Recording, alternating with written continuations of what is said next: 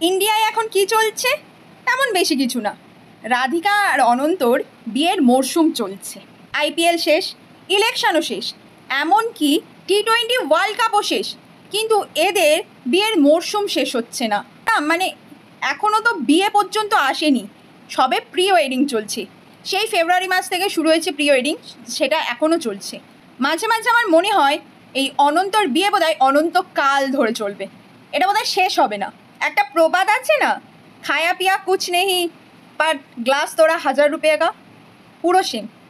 আমরা বিয়েতে গেলাম না, খেলাম না, কিন্তু আমরা সেই বিয়েতে কন্ট্রিবিউশন করছি। কি করে? না আম্বানি কাকু তার জিও রিচার্জ প্ল্যান বাড়িয়ে দিয়েছে, না আম্বানি কাকুর দাবিটা কি, আমরা তো বিয়েতে নিমন্ত্রণ পাইনি, শুধুমাত্র কয়েকটা ছবি দেখেছি আর রিলস দেখেছি, তাতেই এরকম বাড়িয়ে দেবে টাকা। ফিলোসফিতে আর একটা জিনিস পড়েছিলাম, মনে পড়ছে না, মনে হচ্ছে চারবাগ দর্শনে, যে ঋণ করে ঘি খাও। আম্বানি কাকু সেটাকেই নিজের মূল মন্ত্র করে নিয়েছে নিজের ছোট ছেলের বিয়েতে। না মানে আমাদের এই মধ্যবিত্তদের মতো বাইরে কারোর কাছ থেকে ধার বা ব্যাংকে থেকে ঋণ নিচ্ছে না, ওনারা বড় লোক, বড় বড় ব্যাপার, তাই জিও রিচার্জের মাধ্যমে আমাদের থেকে নিচ্ছে। প্রি ওয়েডিংয়ে রিহানা থেকে শুরু করে জাস্টিন বিবার পর্যন্ত এসে গেল, তাদের খরচা আমরা দিচ্ছি। প্রি ওয়েডিংয়েই যদি এত বড় বড় মানুষ এসে যায়, এখনও তো বিয়েটা বাকি আছে। বিয়েতে আমি ভাবছি কারা আসবে, না মানে মঙ্গল গ্রহ থেকে কেউ আসার আছে, এলিয়েন বা স্বর্গ থেকে দেবতাদের বা অপ্সরাদের বোধহয় নিমন্ত্রণ করবে। সবে তো প্রি ওয়েডিং ও বিয়ের আগের যে অনুষ্ঠানগুলো হয় সেগুলো সিজন চলছে, এখনও তো বিয়ের পরের অনুষ্ঠান বাকি আছে, মানে বাসি বিয়ে, বউ ভাত, অষ্টমঙ্গলা, এগুলো আর কি।